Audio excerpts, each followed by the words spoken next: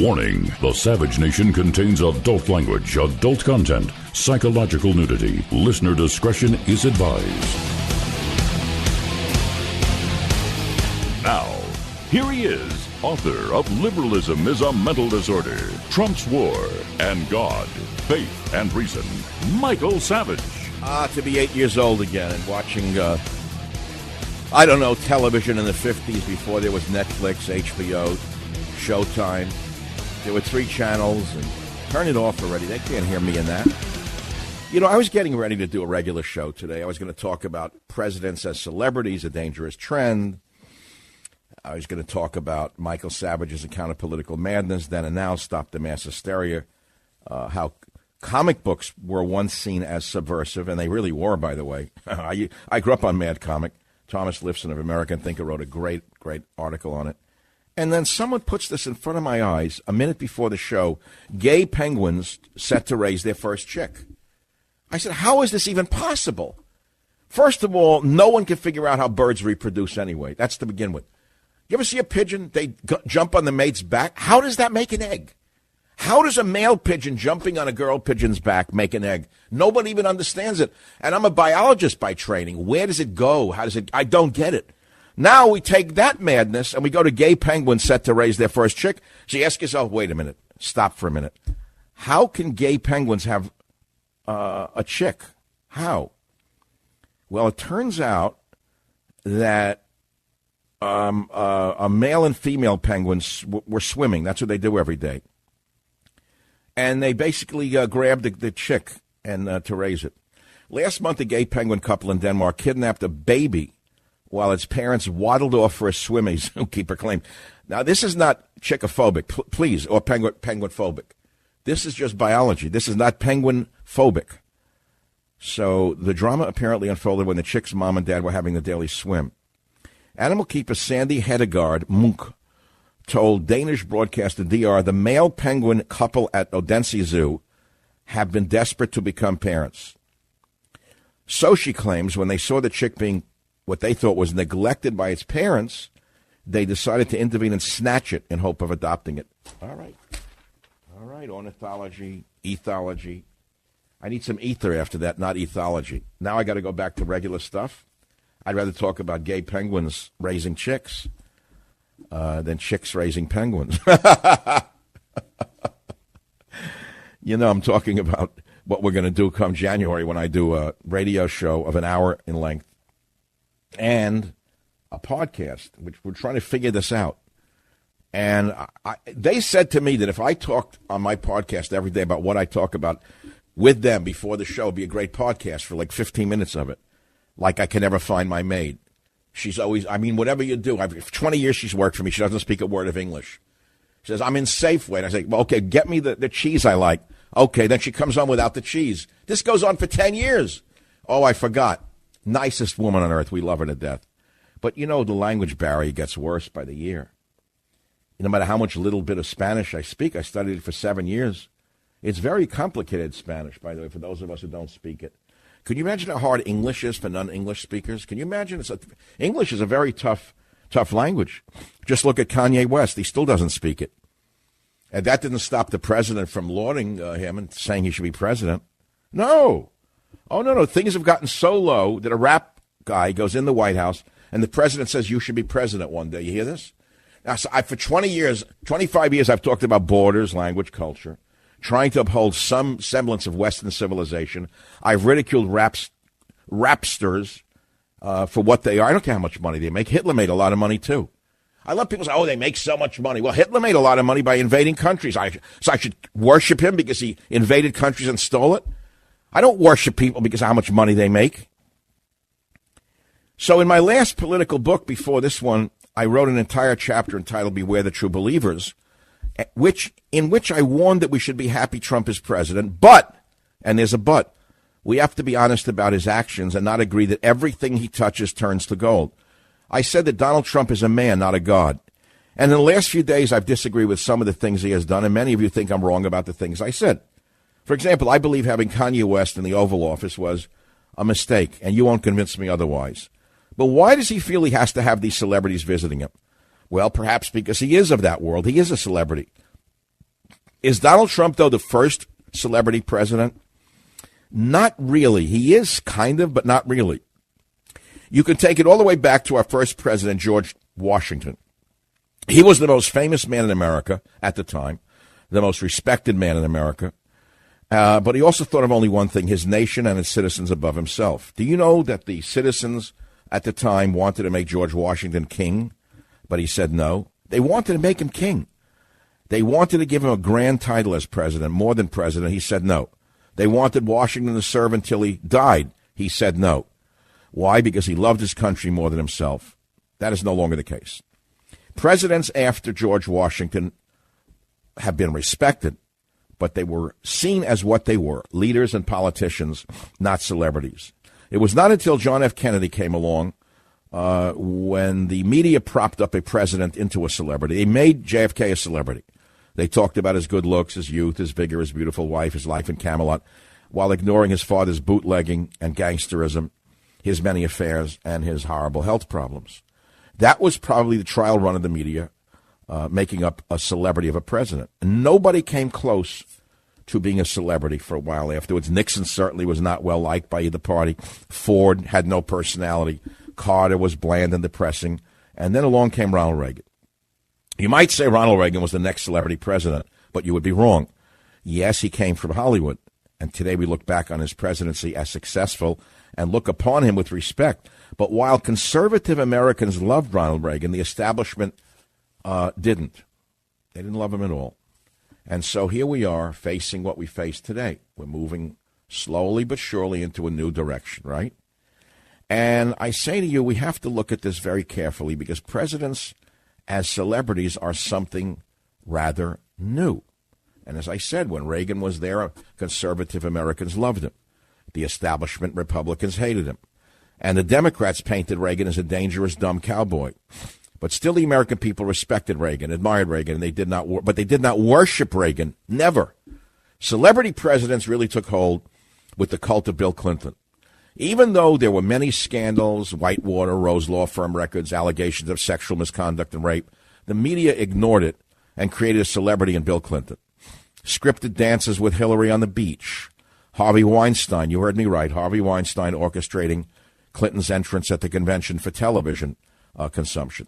These were the tactics that were just being developed for the age of the celebrity president. When G.W. Bush won, they used the same tactics on him that they tried unsuccessfully to use on Reagan. But this time, they were successful. First, they said that G.W. Bush stole the election. Sound familiar? Then, after being the most popular president in history after 9/11, they successfully turned him into a racist failure after Hurricane Katrina and an economic meltdown that was not of his doing. Now, with the rise of cable news channels, more talk radio, and more television programming able to peddle the ideas of a socialist ideal, the media would not fail again to allow another Republican to take over. So they created the ultimate celebrity president in Barack Obama. He had the looks, he had the smile. He had an empty message of hope and change that they could sell even though it meant nothing. And he was black. And articulate, as Joe Biden said. He was articulate. He was so perfect, they tossed Hillary Clinton to the side, and for 8 years, he was the perfect president. No scandals, they said. There was no Fast and Furious, no weapons going across the border to Mexico, no IRS scandal, no spying on reporters, no Benghazi, no attacks upon the opposition, no attacks on the police. They covered up for Obama and recreated Camelot. Celebrities like Jay-Z and Beyonce were paraded through the White House. And the celebrity presidency took hold in America. They didn't respect him or admire him. They worshipped him. But Obama's bad policies and big media gave rise to a real celebrity president in Donald Trump. Without the make-believe perfection of Obama and a Republican Party who did nothing for us, Trump could not have arisen. And we are happy he is there because he is promoting our agenda. But he has continued the poison of the celebrity presidency by parading more celebrities through the White House. Now it's Kim and Kanye. But what's different is the climate. Was the hatred for Obama as bad as it is for Trump? Some can argue yes. But what you didn't have during those years was the violence we are seeing. This is the new element. So we've gone from celebrity worship, right, to now motivating the worshipers into becoming a violent mob. Did we encourage our anti-Obama people to beat up the other side, to destroy property, to get in people's faces in restaurants? No, we did not. When Eric Holder, the former chief law enforcement officer in the nation, stood up before supporters and said when they go low, we kick them, he also said this is the new Democratic Party. Well, this is new. This is the result of a presidency that is a cult of celebrity. Now we're not allowed to call Antifa a mob. The word mob is not to be used according to these new idiots. This is a very dangerous place we're in. Now, here's the main point. A cult of celebrity has gotten our society to where it is. Obama used it to his advantage to rile up the radicals we are seeing roaming the streets now. Because of the celebrity of Trump, Hollywood and the media have riled up these radicals to acts of violence. And then there are those on our side who say President Trump can do no wrong. They are the true believers. This is not healthy either. Maybe we don't need a celebrity in the White House after Donald Trump. Maybe we do need a sober bureaucrat who makes governing about the people and the nation and not about himself or other celebrities. Trump is encouraging these celebrities to run because that is the world that he comes from. But can this Pandora's box be closed now that it's been opened? I'm not sure it can. I'm Michael Savage. I'm the author of Stop Mass Hysteria because it runs on both sides of the aisle. Savage.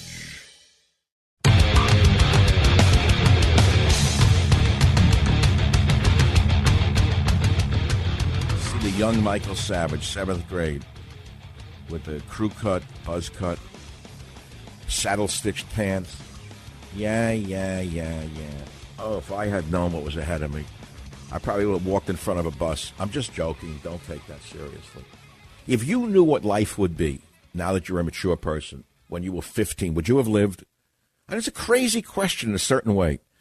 In other words, everyone has everyone talks about depression now. Everyone's bipolar, depressed, this, that. I don't understand it. The whole society's. We have more than anyone on earth, but we're depressed over everything.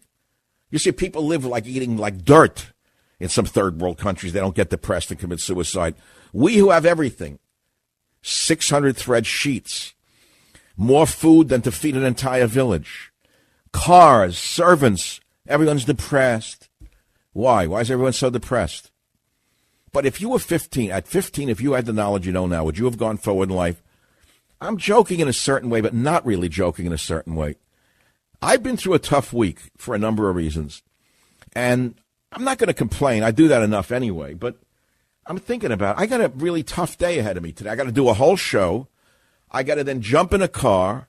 I got to go over to a TV studio and to be on a great TV show. I'm going to be on Governor Huckabee's show. And they say, oh, laugh. He's not a big deal. He is. Actually, it's funny, but his ratings, the Huckabee TV show, is actually bigger than some Fox News shows now. He also dragged himself up from the ashes to build something. He has a very loyal Christian following. And when I went on with God, Faith, and Reason, I went on because I liked the man. I didn't know if I'd sell books, and I just liked the man. And it did sell a lot of books, God, Faith, and Reason. And I'm hoping the Christian audience will understand what's in Stop Mass Hysteria is not something for them to look askance at. But I want to go to the callers now on my long monologue here on the celebrity president and what it's doing to the country and where we're going. WABC, Ann, go ahead, please. You disagree with me. Give me your point of view quickly. What's your point of view? Dr. Savage, thanks again for taking my call. So I'll tell you why I think it was okay that he did this. Because President Trump is a pragmatist. And in order to make someone like... All right, so get to your point. He's a pragmatist. So he brings a rap star in to get, 12 votes? I'm not sure about that. He's going to... What'll he get, another 1,200 votes across America because the rapper was in the Oval Office making an ass of himself? This rapper used the White House to advance his own career is what he did. It was a disgrace. All right. That's one man's opinion. You say, he's a pragmatist, so he gets 1,200 votes now from people who normally wouldn't have voted for him. Well, by that token, if you're saying he's a pragmatist, then why don't you look up what the number one porno site is and have the owner of that porno site in the White House and hugging the president, taking pictures. Look at all the people who watch pornography on that site. Maybe they'll vote for the president next. Maybe you get 1,200 votes there. No, I'm sorry. This is wrong. It's just wrong, and it's because there are no values or standards being presented. I'm trying to tell you, I am consistent. Maybe you aren't. My message has been for 25 years, borders, language, culture. Well, we know what borders mean, and we haven't gotten one brick on the wall. We know what language is, little language. Well, we really got a lot of language yesterday, didn't we? It was called gibberish rap language. And culture? You mean the culture of debasing women and saying the F word and taking ecstasy? That's your idea of American culture? I'm sorry, not in my world. That's not the world that I've been working towards for 25 years. So if you disagree with me, that's America. Disagreement makes for a great discussion. But I don't want to get trapped into this guy, this goofball that he had in the White House who used the Oval Office to sell his sneakers or whatever he sells, or his records. I thought it was a disgrace to use the Oval Office to peddle his products, and that's what I saw going on yesterday. I mean, that Endeavor desk has so much history in that wood, and I talked about it after I was honored to be there in April. I told you the history of the Endeavor desk, which I posted on michaelsavage.com. What? Resolute. I call it Endeavor. I keep thinking Endeavor. Thank you, Jim, for correcting me. The Resolute desk, made from the timbers of a British warship. Great history. Some of the great presidents in our lifetime have used that desk for their official duties. And when I see this rapper there making a mockery of the Oval Office, speaking in gibberish, and peddling his name and his wares, I'm sorry, I didn't go for it. But again, I don't want to get trapped in it because now I'm going to get calls on this, and I don't really want to. I really wanted to talk about something that my good friend Thomas Lifson of American Thinker picked up on when he reviewed my book, which was when comic books were subversive or thought to be subversive in America. He actually read the book. Thomas is an intellectual first-rater, unlike most in the media. Savage.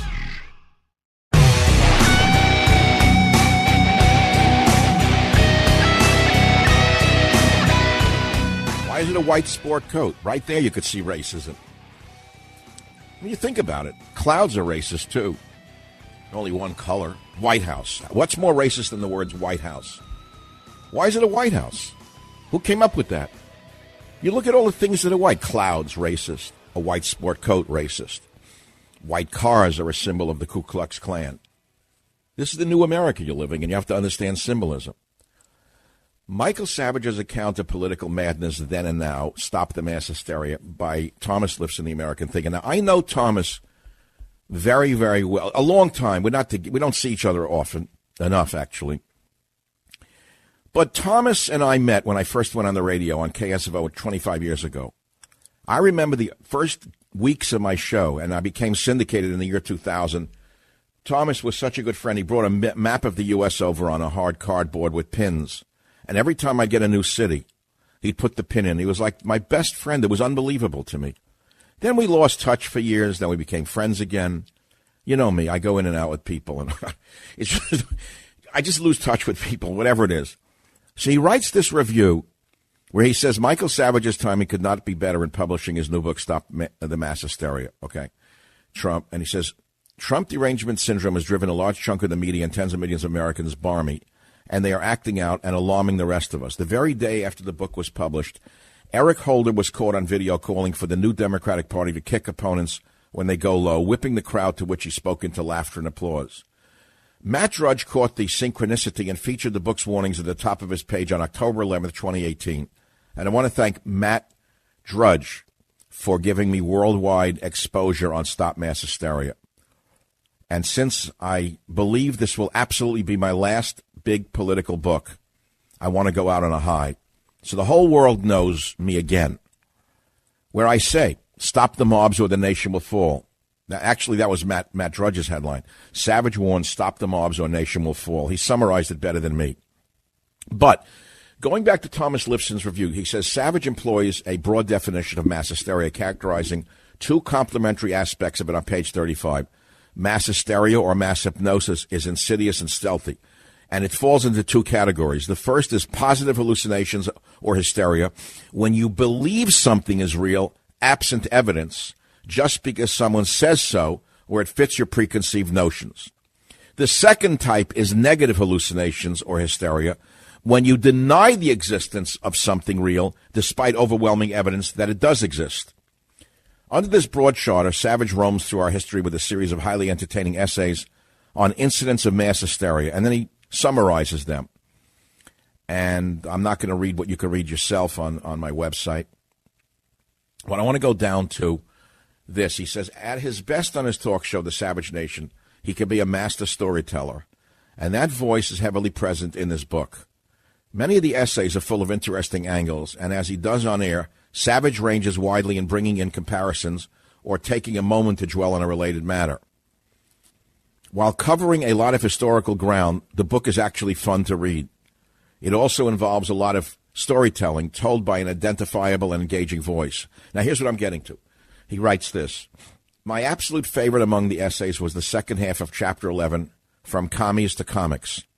After discussing the Hollywood blacklist and Joseph McCarthy in a nuanced fashion that conveys the genuineness of the threat, but follows the thread of hysteria that eventually was used to discredit anti-communism, he turns to an entirely unexpected comparison, the anti-comic book hysteria of the 1950s, in which lurid comic books were claimed to be corrupting the nation's youth, leading to congressional hearings. The hero of this particular tale is a man named William Gaines, with whom Savage explicitly states he identifies. Listen to this. You won't believe this. Gaines came home from World War II and joined and eventually took over the business started by his father, Max Gaines, whom Savage dubs one of the most important men in the history of popular culture. Gaines, you see, invented the comic book because as a printer, he was bothered that the special presses used to print Sunday color comic sections for newspapers sat idle most of the week. He first reprinted Sunday comic strips into book form, stapled them together, and then moved on to original content. When Max Gaines died in a boating accident in 1947, his son William took over the business. Among his first titles was Tales from the Crypt. Following the publication of a best-selling book by a psychologist, Seduction of the Innocent, Senator Estes Kefauver scheduled hearings of his Senate subcommittee on juvenile delinquency and dragged Gaines before it and harangued him. Kefauver went on to greater prominence, snagging the vice presidential nomination of the Democrats in 1956, with Adlai Stevenson at the top of the ticket. They lost while Gaines lost everything. The backlash against comics drove him out of business. Now, it turns out that there is a happy ending to this story, but I refuse to ruin it. If that's a reason to go out and buy Stop Mass Hysteria, you probably won't mind if you've read this far. Thomas, thank you very much. It is a very beautiful review because you actually think and you could actually write very well. I wish Thomas would write a book. Anyway, it's a great review, and I'm not going to tell you the rest of the story, but the whole comic book business is very interesting to me, how it is an example of mass hysteria, what was done to them at that time, the comic book thing. So, I don't know. I could ask you to comment. I can play some sound. I don't know what. Melania saying our marriage is fine. Should I play that, or what's his name? He's getting a lot of play now, Don Lemonade. If you have a lemon, if you find yourself with a lemon, make a lemonade. Don Lemonade. He's a loser. Don Lemonade, as I said to you many times before he became a prominent moron, before he was an unknown moron, now he's a prominent moron. Don Lemonade, again, if you go into a light bulb store, let's say Home Depot, and you buy a bulb for a lamp, you got 100, 125, an 80-watter, a 77-watter. They make a 40-watter. Then there are utility bulbs, the little ones that you put in the back of a refrigerator or a stove. In the media, Don Lemonade is like a utility bulb in terms of intelligence and brightness. So now he's making a name for himself by becoming a vile idiot. That's all. What more do I have to say about it? More? Nothing more needs to be said. All right, on to the callers. Oh, here's a nice one. This is a good day for it, the way I'm feeling. Brady on KBET in Las Vegas. I love a call like this out of nowhere. What's on your mind, Brady? Yes, Dr. Savage, thank you for taking my call. I wanted to bring up, you were talking about existentialism and different universes and where we at today in different planes of things. I know you're a very spiritual guy. Growing up in Minnesota, my family happened to live in a haunted house, and we saw several ghosts. I want to ask your opinion. What do you feel about ghosts in the afterlife and angels also, because you're very spiritual? It's a good question, since my dog is kind of very old right now and it's forcing me to face the inevitable. You know, we all think about it, then we push it out of our mind. When we're young, we don't think about dying at all. Then we get older, we try to push it out of our mind, but we see people dropping aside or our own bodies, deteriorating. And we realize that we are like all other people that have lived before us. And if you go to a museum and you see statues of the great Roman emperors, they're all dead, right? So at a certain point, it dawns on you that you're not immortal. Takes a long time for some people. Most people outgrow that sense of immortality by the time they're 20, 21. But for some people, they're 80 and they still think they're immortal. They get hair transplants. They buy a boatload of Viagra. They date 20-year-old girls from Latvia. Things like that. And they pretend that they're 18 years old. So you're asking me what I think about what, ghosts? Do you believe in ghosts in the afterlife? I never saw a ghost, actually. Once I remember I was in the Funhouse in Coney Island when I was like 10, and some threads were hanging down, hit me in the head. Maybe for that minute I thought it was a ghost. But it wasn't. They hung threads from the ceiling as you went by in the car. I don't know, ghost. No, I don't believe in ghosts. Now, angels are another story. I have to believe that there are guardian angels. That's the strange part. A part of me is still very childlike. I actually do believe that there are angels out there that I don't know, guide us, protect us in some way. And I think that if you tune into the bad part of your nature and the bad part of the universe, you don't get angels. You get the devils, and they guide you into worse behavior. And I think that that's true. Whether it's a psychological phenomenon or a spiritual phenomenon, I certainly don't know. But I have found in my own life, without making stuff up, I think angels have saved my life at least 3 or 4 times. One step in one direction or one step in another, and I would have been a goner. You know what I'm saying? So what's the next question? Since we're doing Friday spiritual quests, what's the next one? Well, the next thing I wanted to say is I think after seeing a ghost, it actually brought me closer to God because it made me see a different existence than real life. You see something that's an alternate universe, and I think it makes you more spiritual after you've seen something like that. All right. So for you, what? You believe now in what? Ghosts or no ghosts? I believe in ghosts and God all at the same time. All right. Well, thanks for sharing. I don't know where this is coming from, but I don't even want to talk about it. It's Friday, it's open mic to Mike, so you want to talk about ghosts, stop mass hysteria, things like that. What you saw in the bookstores, how they're hiding the book. I'm getting reports around the country that the nice people with green hair and rings hanging from their lips who go into the book business are now putting the book underneath rags and toilet paper rolls and things like that when it's supposed to be in the front. What am I supposed to do about it? Conservatives cheer Turkey's release of U.S. Pastor Brunson. It's not a big deal to me. I'm glad he's released from Turkey. I wish him well, but I don't even know who he is. I'm glad they got him out of Turkey. That's all. Meanwhile, you got the devastation it went on in Florida, my God. Sears to shut 150 stores. Now, that's a story to me. Sears Holding Corp. is planning to close up to 150 of its department stores. Well, you can thank Jeff Bezos for another victory now. Another chain just went out of business.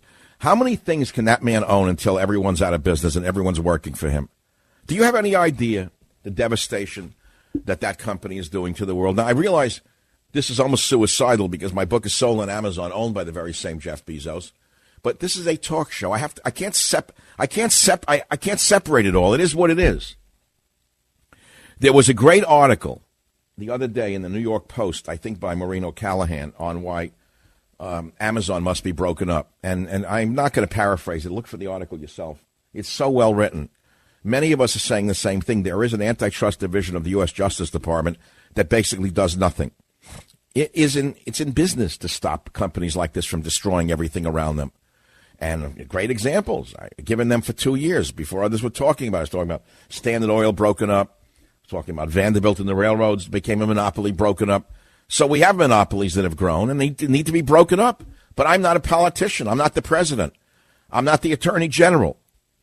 I don't know what that attorney general does, by the way. I have no idea what he does in there.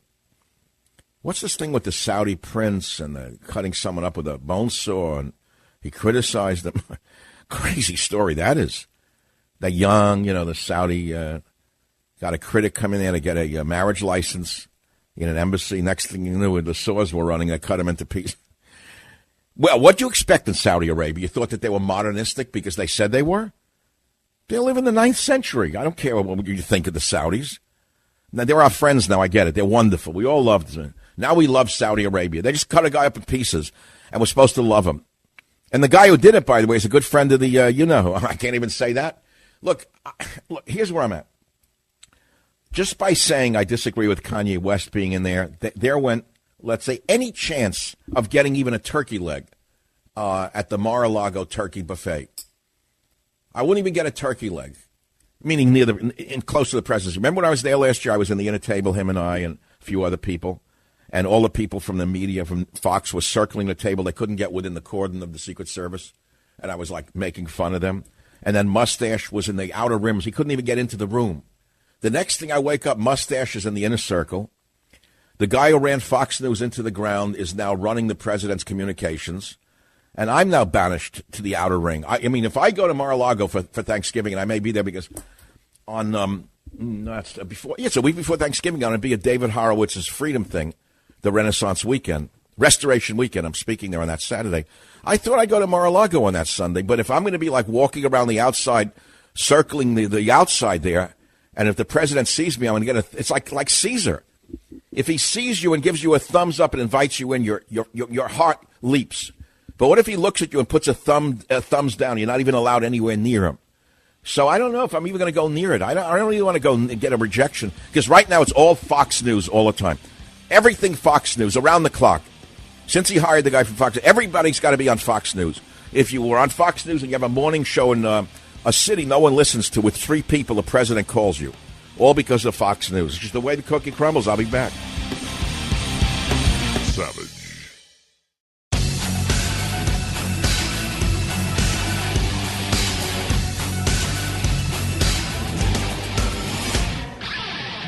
Let me tell you before we move on about the home security companies. You heard this before. Most of you, if you have regular home security companies, you know it's like a bad cable company, right? Hours waiting for the technicians, then hours on the phone. And then when you can't take them anymore, you want out, they say, nope, sorry, you're stuck in a 3-year contract. And I told you don't need to get stuck anymore. If you're looking to protect your home, go with Simply Safe Home Security. They're real, and they're comprehensive in their protection of every window, door, and room in your home. It's beautifully designed. It looks good in your house. You'll actually want to use it. You could put it in yourself with a couple of simple tools. And using Simply Safe makes your home safer. It's that simple. There are backups in place to keep you safe, protecting your home even if you lose power, you lose your internet, or someone attacks the system. Best of all, you're going to get 24/7 monitoring with police and fire dispatch for just $15 a month. And unlike other home security companies, no long-term contracts with Simply Safe. It's the best around-the-clock protection you can find for the best price. So protect your home today. Get free shipping and free returns at simplysafesavage.com. That's simplysafesavage.com. Once again, simplysafesavage.com. Now, I gave you a great and insightful monologue on celebrity presidency, and no one called on it because you didn't hear it anywhere else. It wasn't 2 legs good, 4 legs bad. It wasn't Republican bashing or Democrat bashing. It wasn't what you normally hear. And it leads me to a certain conclusion now that I think about it. Lately, I've been thinking about retiring at the end of December. And I'm going to level with you, but I'm not going to do it because I have a show planned and a podcast. But I say, I don't want to keep doing this anymore, the same thing. I can't do it anymore. And then I realized that if I leave the media, my insights, my historical knowledge, my education will be gone from the airwaves. And I don't think I can leave my audience in the lurch. There's no one out there who can fill my role. I'm not saying there's no one else who's good. Don't get me wrong. I'm not saying I'm the best person on earth. But there's nobody like me in the history of media. Nobody ever at my level. So for that reason alone, I'm not sure. Savage. Warning, the Savage Nation contains adult language, adult content, psychological nudity. Listener discretion is advised. Now, here he is, author of Liberalism is a Mental Disorder, Trump's War, and God, Faith, and Reason, Michael Savage. Ah, for the good old days. And they were good old days, by the way. Riots? Cops knew how to control rioters. Oh, yeah, they controlled it before it started. Take you behind the precinct and give you a beating with a club. And there were no riots, that's all. And you mouthed off to a cop, they threw you down a flight of stairs and said you attacked them. Those are the good old days when you think about it. Your mother could walk to the corner at night for a loaf of bread without getting molested. You could walk in San Francisco and see women with gloves on and men with hats on and you didn't have to wear galoshes to step over human feces. Oh, I know, it was a terrible time to the leftists. They haven't yet had what they want yet. They want total chaos, a total breakdown. But I don't want to get nagged. It's a Friday. I want to feel good. How much time is left for anything, right? So why don't we try to feel good today? How? How can you feel good in this political climate? It's total mayhem and total madness when you think about it. There's almost nothing to feel good about. And we are living in insane times, one way or the other. Whichever way you turn. Is America really in a great spot right now? I mean, the economy's good, and we're not really in any foreign wars. I understand that. But why is everyone so miserable? Why is there such a high usage of antidepressants? Why are people hanging themselves on Sutton Place? I saw a story yesterday. A beautiful woman in her 50s, a psychologist, an author, lived on Sutton Place, was married, hung herself in a closet with a belt on her neck. Why? Well, what's the depression? Where is this massive depression coming from with all of this affluence? Last week, a guy threw himself off the Carlisle Hotel. He stole $1 million worth of wine from some guy out in the Hamptons. And he was about to go to court or to jail, threw himself out of a window. What do you expect to happen? You steal some $1 million worth of wine, expect not to go to jail? I don't understand. People commit crimes. They expect they're going to get away with it. So anyway, we could talk about more dry subjects like Amazon and minimum wage. And I'm not in the mood. Can't we have fun today? Is there any way we could have fun?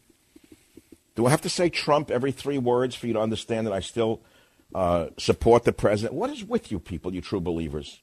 It's like becoming like a madness. Either you're 100% anti-Trump or you have to be 100% for Trump. If you have any nuanced position on anything, somehow you're disloyal. It's like a new witch hunt in that regard. What do you think about that? This is a new kind of witch hunt. You're not loyal enough to Trump. You're anti-Trump. You're pro-Trump, too much Trump. How can one man suck all the oxygen out of everyone's brain? How is that possible? So he has a rap guy who speaks gibberish and uses it to promote his line of sneakers or whatever he sells. And I'm supposed to say that was a smart move. I'm not going to say it's a smart move. I thought it debased and soiled the White House, to be honest with you. When have you last seen a scientist invited to the Oval Office? Or a great classical musician? What, there weren't enough votes in it? Not enough people go to classical music? When has there last been a cultural event in the White House, by the way? Never. Never. I mean, there was an age when presidents had leading intellectuals and artists in the White House. What is going on here? I can't sit here and say I thought that was so smart. Does it agitate me day and night? No. Will I get over it? Yeah, I already have gotten over it. But I'm just trying to say to you, be careful with your worship. It's not healthy.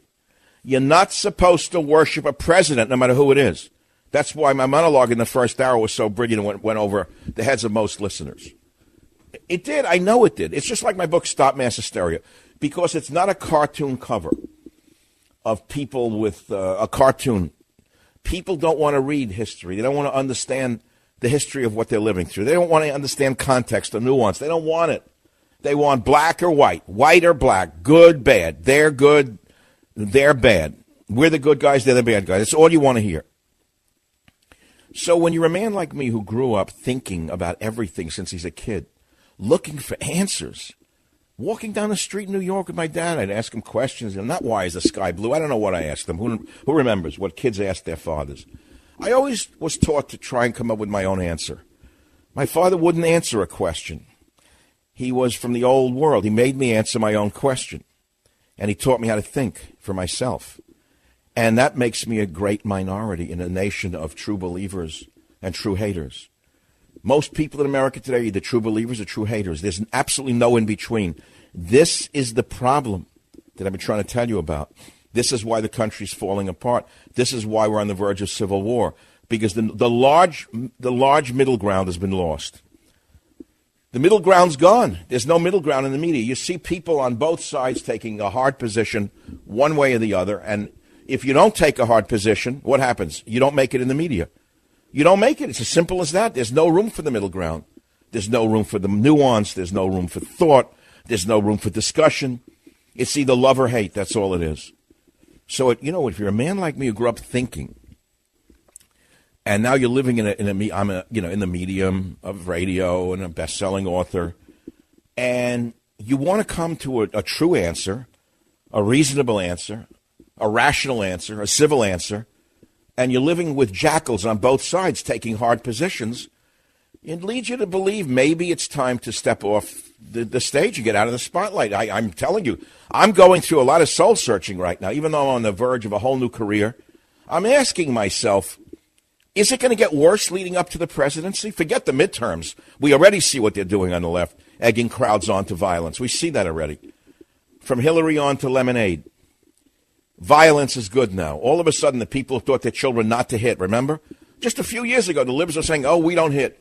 We don't hit. We don't hit. We don't. Now it's kick people, start a civil war. Anything goes because the witch hasn't become president yet. And she thinks by whipping up the masses, she's going to become president? Oh, no. The opposite's going to happen. When is there ever going to be civility in this country again? I don't really know. I don't think it can ever return in the near future. So having given you a nice nowhere introduction leading to nothing, I'd say we should do open mic to mic. That's what we should do, open mic to mic, 855-407-282, because right after the show is over, I'm going to just, I'm just on a big whirlwind now with this book thing. I got to race to a TV studio, get the makeup job, which I hate. I don't like makeup even on women. I don't like making it on my own face. I can't breathe when they put it on me. I don't know when you can breathe with that stuff. No wonder they can't think on television. How can your mind be clear if your face is covered with muck? How can a man think with muck all over his face? I guess in that sense, but I got to race in there and do the Huckabee Show, which I love doing because it's a great audience of country and Western and Christian people, and they truly understand me. So if you want to talk about any topic, go ahead. It's okay. Let me read you one Bible passage just to blow out the people who hate the Bible and God and make the three people who are believers happy today. Because I promised you on Fridays I would do a little... I did, because I said, didn't I say I would do Bible on Fridays? Like a little piece, a tiny piece. And I should get a passage that works for today, and I can't find it. I don't know, Isaac and Abraham and Sarah, I'm not interested in Hagar the Egyptian. Wasn't he a drummer? Hagar the Egyptian. I thought there was a musician named Hagar. Hey, I'll give you one that you'll all relate to. It's from Genesis. Then the Lord caused to rain upon Sodom and upon Gomorrah, brimstone and fire from the Lord out of heaven. And he overthrew those cities and all the plain and all the inhabitants of the cities, and that which grew upon the ground. But his wife looked back from behind him, and she became a pillar of salt. That little passage from Genesis has resulted in so much great literature in so many languages ever since that one piece of Genesis has been written. That's Genesis 19, 24, 25, 26. You've heard, Don't Look Back, You'll Become a Pillar of Salt. You remember Bob Dylan's great song and movie, Don't Look Back. So many musicians have been inspired by biblical writings and biblical insights. We've heard about Sodom and Gomorrah. We all know San Francisco is a symbol of that. And it's degenerating by the day, more and more and more. You talk about brimstone and fire. We don't have brimstone and fire or fire and brimstone in San Francisco. We have human feces and hypodermic needles. But, hey, all is not lost. We're not allowed to use plastic straws. You can use plastic hypodermic needles to shoot yourself up and throw them in a playground, but, hey, not a straw. Liberalism is a mental disorder. And I cannot escape to the mountain lest the evil overtake me and I die. Behold, now the city is near to the flee unto, and there's a little one. So you could say it's poetry written by ancient Israelites, the ancient olive growers of the Bible. And they created a religion. Even if you don't believe in God, you have to understand that it created the religion of Judaism, set the foundation stone for Christianity and for Islam. If you don't know that, then you're an uneducated person. So this book, this original book, the so-called Old Testament, set the entire Western world in motion, for good and for bad. And there's a lot of bad and good, by the way, in what came up from that. And it came to pass at the end of 2 full years that Pharaoh dreamed, and behold, he stood by the river. Well, I don't know. You want me to do this? I don't want to do it. How about birds and dreams? Remember I had a dream about a white owl a number of years ago, and I painted it? You know, I haven't painted in about 6 months. Then about 6 months before that, I stopped painting. That shows that my creativity is is going in me. I don't like that. My creativity is kind of dried up because I'm too driven by politics. I don't want to do this anymore, just politics. I hate it, actually.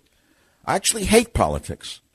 I'm trying to think back before politics. Was there life for me? What did I do before politics? I ask myself this every day. God has blessed me with good health. Thank God. Thank God. I know what tomorrow will bring. Good health. Long life. Relative wealth. What am I supposed to be doing with all of these blessings? Getting up here every day on the microphone and talking to the people, writing books for the people, and being, at the end of the day, completely drained and exhausted with no ability to do anything after that. Do you understand what this takes to do? And I'm not complaining to you. I'm not required to do this. I'll never forget when I first started in radio. I had never done anything like this, and I was a natural. And I'm not kissing his behind. I mean, he knows what I think of him. My first program director at KSFO, Jack Swanson, who is back there now after all these years, which is amazing. He has the best ear in the business. I say that because he does, but number two, he actually loves my show, even though he probably politically is the opposite of me. But he always had an ear for talent. And I would finish radio in the early days of radio. I had never done anything like this. And after 3 hours, I was drained. I was sweating from head to toe. And I would say, I am just drained. And you know what he'd say to me? That's how a great radio show is made. And he said, that's what you're supposed to feel when you give it your all. And I've been giving it my all for 25 straight years, almost without exception. I can't remember a show where afterwards I wasn't completely drained because I get up here and I give it to you, all of it. But I ask myself, is there life after radio? Certainly I had a life before radio. I traveled the world. I collected plants. I sent my plants to herbarium and museums around the world. I thought I was making a difference for years, centuries to come, as a matter of fact. Plant specimens can be found from the age of the 1600s on. You can find plants that are collected, and some of them may lead people to investigate what's in those healing plants, and maybe they'll uncover a compound 100 years from now based upon one of my collections. I was laying in bed last night thinking about the time I collected Degenaria vitiensis with the purple fruit. It's a very famous picture. A portrait artist painted me from that picture. It's a plant that it's a monotypic species and a monotypic genus. It's found nowhere else on Earth, found in Fiji. And when I collected it, I had a picture taken of me holding that rare purple fruit, and then a painting was made of it saying, well, what's the big deal? What are you talking about? Why aren't you talking about liberals and conservatives and blacks and whites and lesbians and gays? Because there's another world out there. That's what I'm trying to say to you. You go into an emergency room and you see the doctors saving lives. They probably don't even think about politics. They're the saviors of our time. Or you see veterinarians working on animals. To me, they're saints. In fact, if I could do it all over again, I might become a humble veterinarian that no one ever heard of. Saving a penguin. I'm not going to go back to the gay joke about the gay penguins. But you know what I'm saying? How could a person not understand that there are saints amongst us? Man asked me, do I believe in angels and saints? They're living angels. In many ways, veterinarians who are not in it just for the money are angels. People who work in ER rooms are the angels of our day. They're saving us from death. Anyway, these are just some thoughts. I'll be back to take yours. Savage.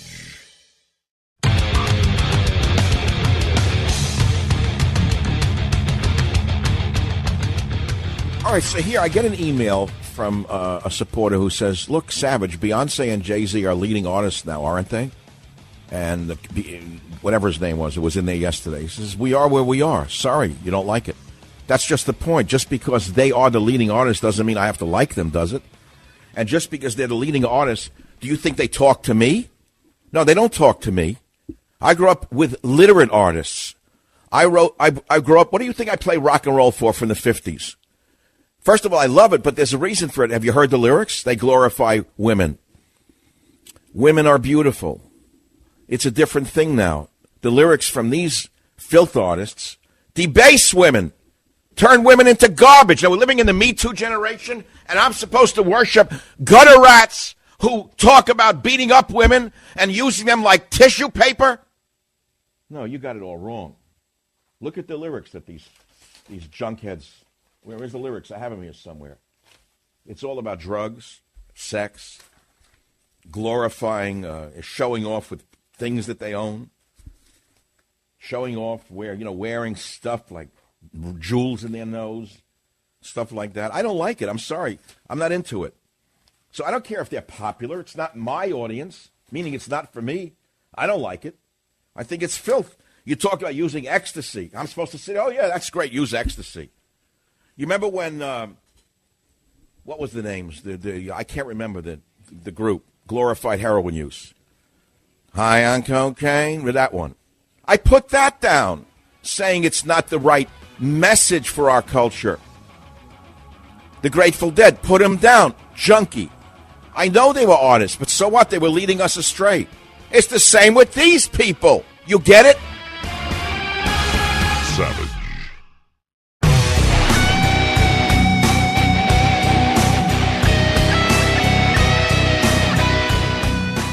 You go low. We kick you in the toe, Joe.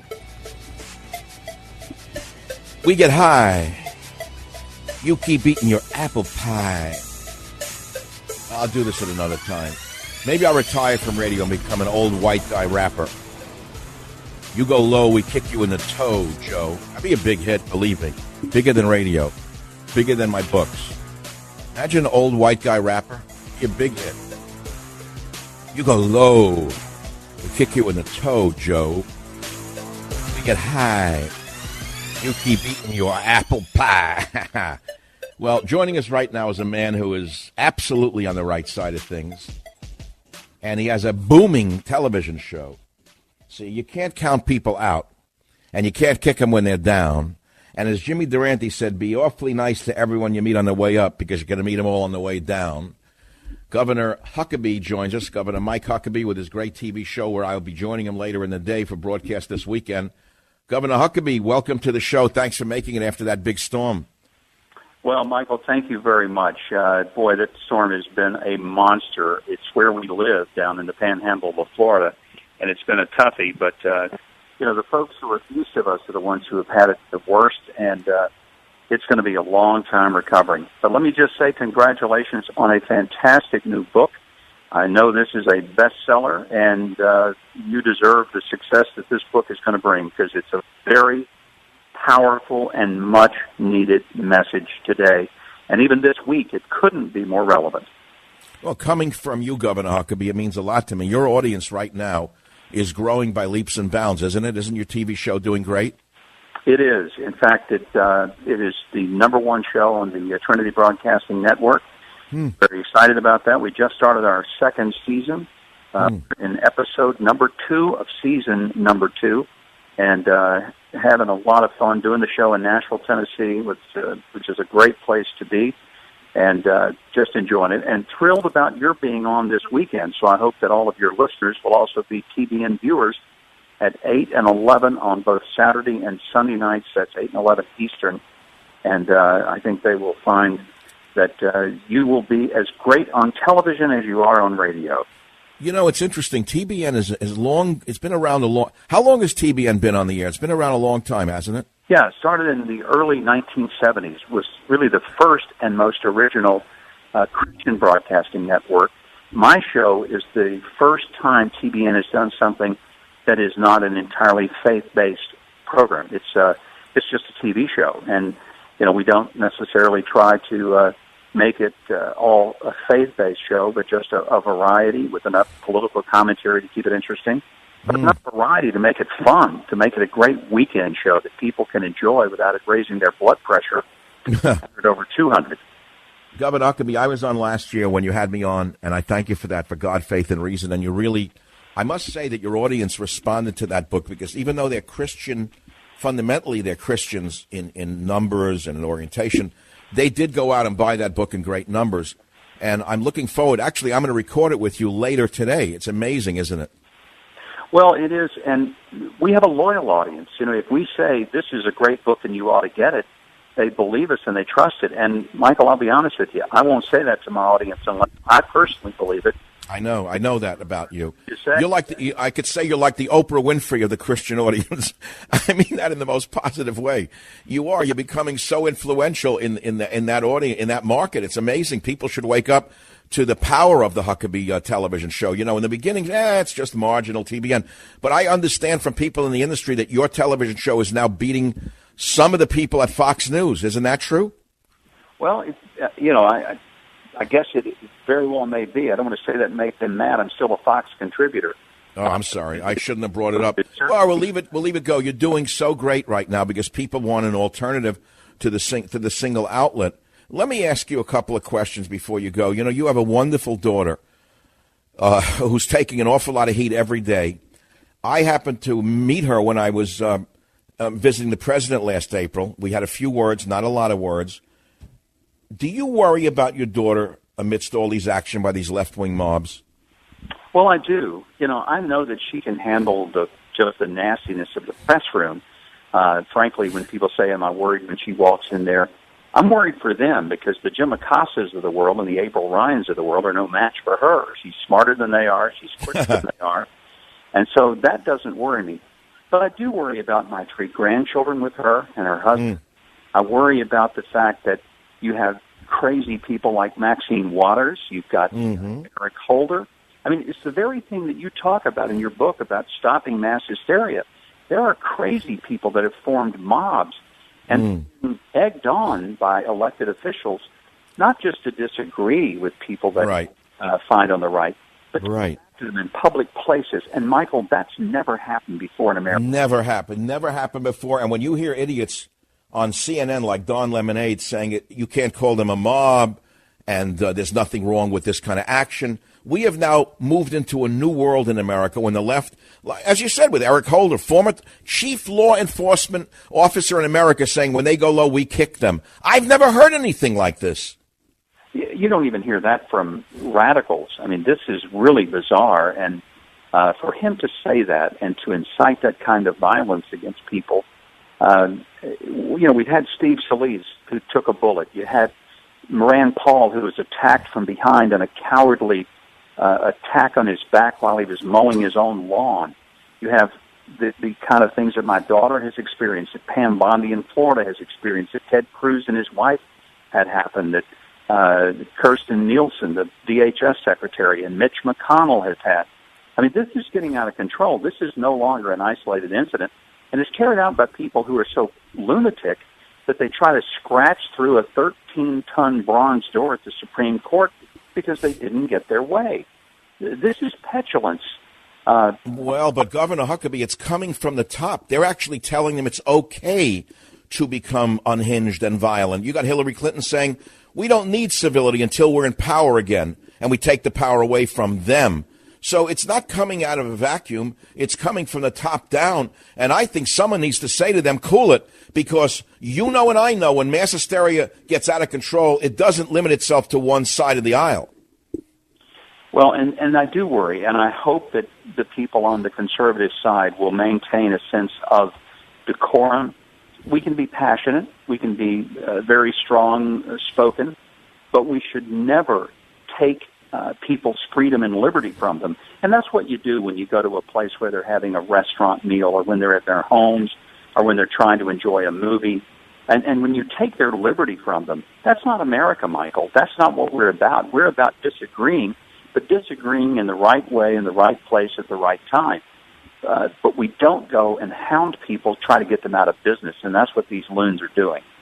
Well, okay, so the question becomes, how do we stop it? I spent half a show yesterday, Governor Huckabee, speaking to attorneys who are actually representing people who've defended themselves in restaurants against these left-wing mobs. It's not an easy question because there are limits to what you can do to defend yourself. But on the other hand, we can't run away just because they want us to run away. And that's the topic for another day. We're talking about this issue, but let's for a few seconds talk about the midterm elections. I personally believe, Governor Huckabee, that the violence of the, quote, New Democrat Party, as Eric Holder calls them, he's actually saying this is the New Democrat Party. We kick them when they're down. I actually think that this is going to alienate the vast middle ground who are going to move over to the Republican side, and it's going to have the counter effect that the radicals wanted to have, that even Hillary Clinton thinks it's going to have. What do you think? I totally agree, because there are a lot of people who are Democrats or people who think left of center, who are unabashed liberals, but they're decent human beings, and they're not hateful people, and they're not Looney Tunes. They do have some sense of personal responsibility, and they don't want to see people get hurt and injured. And there's a whole movement, the walkaway movement. Interestingly, it was started by a young man I had on my show, Brandon Straka, who is interestingly a New York activist. He's gay. He probably is the last person a lot of people think would be on my show. We hit it off great. We had a terrific encounter.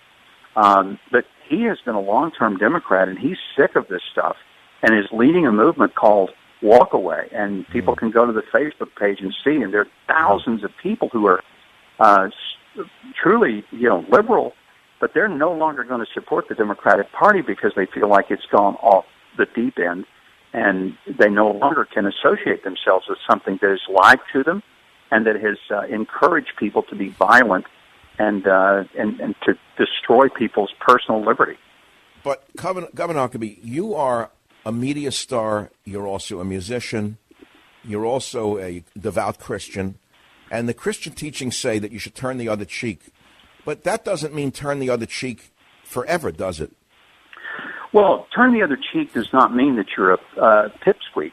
I think people, say, blessed are the meek. Meek does not mean weak. The word comes from a word, and it means strength brought under subjection. It's the same word that would be used to speak of domesticating a horse, which doesn't mean you make the horse weak. It means you channel his strength and his energy. When Jesus said, blessed are the meek, what he's saying is blessed are those who keep their strength, who have power, but who channel it in a way that it's constructive. So this idea that Christians are just pushovers and that we sit back and take it in the chin, that's not true. We're going to stand up for justice, for what's right. I think it's more than appropriate for people who are believers not to be angry and not to try to seek revenge, but to try to seek justice. And justice is not being served when people are lied about, when they're accused falsely. Those are things that are incredibly horrible things that happen to human beings. And it is the absolute imperative for true people of faith to fight against those injustices. So anybody who thinks that the evangelical world is going to sit back and just act like it's okay to be savaged, ravaged, and destroyed, boy, are they ever wrong. Well, the next step is going to be what happened in the old days. In other words, if we don't stop these left-wing mobs, they will go into churches and upset sermons and knock over altars. We can't permit this. And I think that we people of belief, we people of traditional values, have to understand that self-defense is the only kind of defense there is at the end of the day. But I don't want to get into that right now. I want to stick to the positive, and we'll go back again to the politics of the day. The country moving so far away, even from the Democrat Party, moving into the street violence of the communist movements, I believe politically is going to have the opposite effect in the midterms. I think you just agreed with me, correct? Absolutely. I do feel that this blue wave is maybe grossly overestimated. I think we're going to see a huge turnout from Republicans and conservatives who are beginning to wake up that this is no time to sleep, that after we saw what happened in the Kavanaugh hearings, the attempt just destroy the processes. And, Michael, when it comes down to it, let's be real clear. What's at stake here is whether or not we have a system of government in which we decide things by elections, not by tantrums. The reason we're having all of these issues is because the Democrats have refused to accept the results of the 2016 elections. We let them get away with it. If we reward them for their bad behavior, you get more of it. It's the same thing when you raise a child or train a dog. The behavior that you reward, you get more of. The behavior that you consequence, you get less of. The behavior of the petulance, the screaming, the yelling, the violence, the attacks physically and otherwise, the lying, the destructiveness, we cannot reward it. We've got to go out and win elections. And what you were talking about earlier, there has to be legal consequences for the people who engage in this stuff. Absolutely, 100%. And again, Governor Huckabee, I admire the work you're doing on Trinity Television. I look forward to being with you later on in the day, and it'll be on this weekend. Give the audience, please, the times of the television shows again, in case they missed it. Sure, 8 and 11 on both Saturday and Sunday. They got 4 shots at it, and they can also go to Huckabee TV and see any of the segments on demand. So, we'll have lots of ways for them to see Michael Savage this week on the Huckabee broadcast. Well, they can see you rather than me. I'll be on, but it's really about you. And, Governor, thank you for coming on to the radio show in the middle of all the havoc down there in the Panhandle. And the recovery is going to be a long, long time in coming because Mother Nature is unpredictable and also the greatest force on the planet, despite what man may think. Governor Huckabee, I look forward to being with you a little later today on your television show. Thank you for being with us on the Savage Nation. Savage.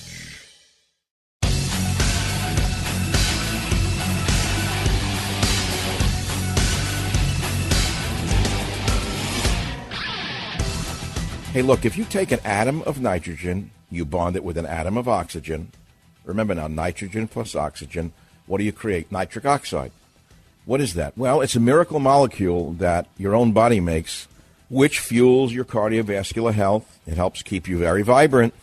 But as we get older, our bodies need help with this important process. Super Beets by Human has harnessed the power of nutrient-enriched beets, and they've created a superfood that helps your body make more nitric oxide on its own.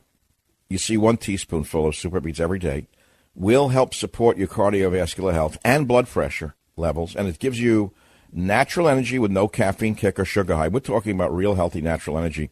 Joe from Austin says this: Super Beets has helped me stick to my goals of watching what I eat and getting more exercise. I take Super Beets before I work out. It's a big help with stamina. I want you to call 800-481-0504 or go to savagelovesbeets.com, 800-481-0504 or savagelovesbeets.com, and you can find out how to get a free 30-day supply of Super Beets and free shipping with your first purchase. It's a great deal. Check it out. Call 800-481-0504 or go to savagelovesbeets.com right now. And now back to politics, from one to the other. And by the way, we're almost out of time this hour. It's pretty amazing with Governor Huckabee on and my getting excited over cultural things and lyrics and singing a little new rap song, which I'll have to develop over the weekend. I have another big hour, by the way. You're welcome to stay here. And, boy, what a day it's been. Great week for me with Stop Mass Hysteria. And, again, I invite you to support the Savage Nation by going out and actually purchasing a copy of the book the way liberals do. Oh, yeah, they support each other real well, and I hope you will support the message. It's not about me. It's about stopping mass hysteria before it's too late, because they're out of control. And we have a few things we can do. And one is to try and use reason through logic, through history, which is what the whole book is about. They go low, well, we kick them in the toe, Joe. This is the Savage Nation. Thanks for being here.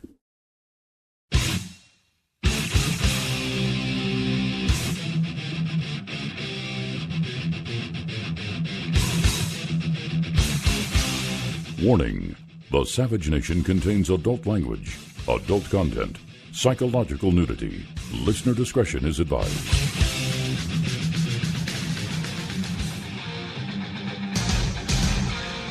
And now, America's most exciting radio talk show, The Savage Nation, home of borders, language, culture. And here he is, author of Liberalism is a Mental Disorder, Trump's War, and God, Faith, and Reason, Michael Savage. Hour number 3, TGIF. I'll bet you're glad this week is over, aren't you? This has been a great big week for me with the launch of Stop Mass Hysteria, and I want to thank every last one of you who went to bat for me and went out and bought a book or ordered it online to put it up on the lists where it belongs, in order for the world to see that we really are living through an insane time, insanity from the Salem witch trials to the Trump witch hunt. Thank you for supporting the Savage Nation by buying that book. Now, we're also going to talk about the fact that there are stories inside this book that I've not yet talked about. For example, there was hysteria even in colonial times. The patriots of those times became hysterical and wanted to convict British soldiers of murder, but it took John Adams to overcome the hysteria of the moment and have the British soldiers acquitted of murder. I don't know if you know that. Also in the book, I observed that the first form of social media, gossip in a village, is now gossip in a different village, which is the global village of the Internet, right? There's something in there you didn't know about, which we're talking about today on the Savage Nation, which is the chapter From Commies to Comics, where I talk about the fact that at one time in American history, comic books were claimed to be corrupting the nation's youth, even leading to congressional hearings. This story is found in a book that no one else could write. It's called Stop Mass Hysteria, and it's stories as well as history, and I thank you very much for reading it. We're also talking about presidents as celebrities, a dangerous trend. Presidents as celebrities, a very dangerous trend, and things of that nature. If you knew what life would be, now that you're a mature person, when you were 15, would you have lived? And it's a crazy question in a certain way. In other words, everyone has everyone talks about depression now. Everyone's bipolar, depressed, this, that. I don't understand it. The whole society's, we have more than anyone on earth, but we're depressed over everything. You see, people live like eating like dirt in some third world countries. They don't get depressed and commit suicide. We who have everything, 600 thread sheets, more food than to feed an entire village, cars, servants, everyone's depressed. Why? Why is everyone so depressed? But if you were 15, at 15, if you had the knowledge you know now, would you have gone forward in life? I'm joking in a certain way, but not really joking in a certain way. I've been through a tough week for a number of reasons, and I'm not going to complain. I do that enough anyway, but I'm thinking about it. I got a really tough day ahead of me today. I got to do a whole show. I got to then jump in a car. I got to go over to a TV studio and to be on a great TV show. I'm going to be on Governor Huckabee's show. And they say, oh, laugh, he's not a big deal. He is. Actually, it's funny, but his ratings, the Huckabee TV show, is actually bigger than some Fox News shows now. He also dragged himself up from the ashes to build something. He has a very loyal Christian following. And when I went on with God, Faith, and Reason, I went on because I liked the man. I didn't know if I'd sell books, and I just liked the man. And it did sell a lot of books, God, Faith, and Reason. And I'm hoping the Christian audience will understand what's in Stop Mass Hysteria is not something for them to look askance at. Michael Savage's account of political madness then and now, Stop the Mass Hysteria, by Thomas Lifson, the American Thinker. Now, I know Thomas very, very well. A long time. We don't see each other often. Enough, actually. But Thomas and I met when I first went on the radio on KSFO 25 years ago. I remember the first weeks of my show, and I became syndicated in the year 2000. Thomas was such a good friend. He brought a map of the U.S. over on a hard cardboard with pins. And every time I get a new city, he'd put the pin in. He was like my best friend. It was unbelievable to me. Then we lost touch for years. Then we became friends again.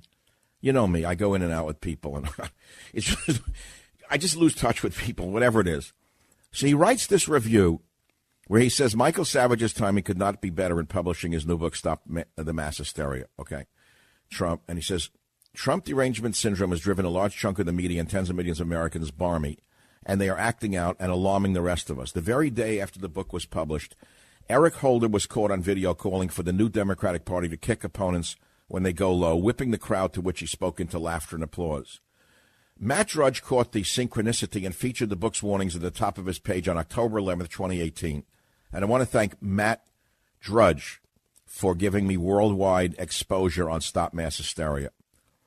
And since I believe this will absolutely be my last big political book, I want to go out on a high. So the whole world knows me again, where I say, stop the mobs or the nation will fall. Now, actually, that was Matt Drudge's headline. Savage warns, stop the mobs or nation will fall. He summarized it better than me. But going back to Thomas Lifson's review, he says Savage employs a broad definition of mass hysteria, characterizing two complementary aspects of it on page 35. Mass hysteria or mass hypnosis is insidious and stealthy, and it falls into two categories. The first is positive hallucinations or hysteria, when you believe something is real, absent evidence, just because someone says so or it fits your preconceived notions. The second type is negative hallucinations or hysteria, when you deny the existence of something real despite overwhelming evidence that it does exist. Under this broad charter, Savage roams through our history with a series of highly entertaining essays on incidents of mass hysteria, and then he summarizes them. And I'm not going to read what you can read yourself on my website. But I want to go down to this. He says, at his best on his talk show, The Savage Nation, he can be a master storyteller. And that voice is heavily present in this book. Many of the essays are full of interesting angles, and as he does on air, Savage ranges widely in bringing in comparisons or taking a moment to dwell on a related matter. While covering a lot of historical ground, the book is actually fun to read. It also involves a lot of storytelling told by an identifiable and engaging voice. Now, here's what I'm getting to. He writes this. My absolute favorite among the essays was the second half of Chapter 11, From Commies to Comics.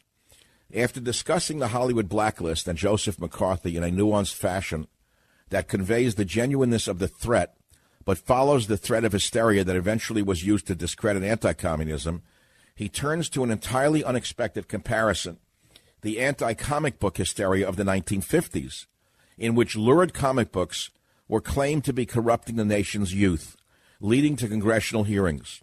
The hero of this particular tale is a man named William Gaines, with whom Savage explicitly states he identifies. Listen to this. You won't believe this. Gaines came home from World War II and joined and eventually took over the business started by his father, Max Gaines, whom Savage dubs one of the most important men in the history of popular culture. Gaines, you see, invented the comic book because as a printer, he was bothered that the special presses used to print Sunday color comic sections for newspapers sat idle most of the week. He first reprinted Sunday comic strips into book form, stapled them together, and then moved on to original content. When Max Gaines died in a boating accident in 1947, his son William took over the business. Among his first titles was Tales from the Crypt. Following the publication of a best-selling book by a psychologist, Seduction of the Innocent, Senator Estes Kefauver scheduled hearings of his Senate subcommittee on juvenile delinquency and dragged Gaines before it and harangued him. Kefauver went on to greater prominence, snagging the vice presidential nomination of the Democrats in 1956 with Adlai Stevenson at the top of the ticket. They lost while Gaines lost everything. The backlash against comics drove him out of business. Now, it turns out that there is a happy ending to this story, but I refuse to ruin it. If that's a reason to go out and buy Stop Mass Hysteria, you probably won't mind if you've read this far. Thomas, thank you very much. It is a very beautiful review because you actually think and you could actually write very well. I wish Thomas would write a book. Anyway, it's a great review, and I'm not going to tell you the rest of the story, but the whole comic book business is very interesting to me, how it is an example of mass hysteria, what was done to them at that time, the comic book thing. So, I don't know. I could ask you to comment. I can play some sound. I don't know what. Melania saying our marriage is fine. Should I play that, or what's his name? Is getting a lot of play now, Don Lemonade. If you have a lemon, if you find yourself with a lemon, make a lemonade. Don Lemonade. He's a loser. Don Lemonade, as I said to you many times before he became a prominent moron, before he was an unknown moron, now he's a prominent moron. Don Lemonade, again, if you go into a light bulb store, let's say Home Depot, and you buy a bulb for a lamp, you got 100, 125, an 80-watter, a 77-watter. They make a 40-watter. Then there are utility bulbs, the little ones that you put in the back of a refrigerator or stove. In the media, Don Lemonade is like a utility bulb in terms of intelligence and brightness. So now he's making a name for himself by becoming a vile idiot. That's all. What more do I have to say about it? More? Nothing more needs to be said. Oh, here's a nice one. This is a good day for it, the way I'm feeling. Kanye West reveals pointless iPhone code during White House meeting. Why he would have a deranged, dirty-mouthed individual like this at the resolution desk is so heartbreaking. It's unbelievable to me. I tell you the truth, I think this advice is not coming from the president. I can pretty much tell you I know who advised this, but I'm not going to do it at the risk of alienating even more people in the inner circle. This was the worst public relations disaster for Trump with his base I've ever seen. And it's a result of Fox News taking over the West Wing. It's as simple as that. Do you remember how we criticized the coziness between Bill Clinton and the media? Remember how we criticized Obama and the friendliness of the media? And we were right to do so. When the media becomes owned by a president, it's not a reliable source. And when you see every day, a shout-out to another Fox News host, as good as they may be. There's something very inappropriate about this cozy relationship between the president we love so much and one single news channel. It's not good. It's not good for anybody. It's not good for democracy, for this cozy relationship. Something odd happened at a rally the other night that my producer Jim caught. The president gave a speech. Where was it? In Iowa, Jim? Where was this? Jim's on the phone right now trying to talk to wonderful. I think it was in Iowa, right? And the president was giving a speech. And at the end, he called out some of the Fox hosts. He said, oh, there's Laura. She's great. And he's right. And he pointed out some other Fox hosts. And he says, this one's great. You love Tucker. You love this one. People started to scream in the crowd, savage, savage, savage, savage. But because the ex-Fox News director was fired and found a new job, a new gig as the tyrant of the West Wing, Bill Shine is now in charge. He was the one who blocked me from Fox News all those years. He didn't think it was appropriate to shout my name out. It's okay. Apparently the people in the audience are not that stupid. They do believe that there are people who are not on television who have some value in this country. In the media, I'm one of them. So thanks to all of you. And I suggest the next time you go to a Trump rally, shout out Savage. The president still likes me. It's just that he doesn't understand that he can no longer simply promote Fox News hosts to the exclusion of everybody else. And I'm not alone in this. We all see this. Michael Savage, a host like no other.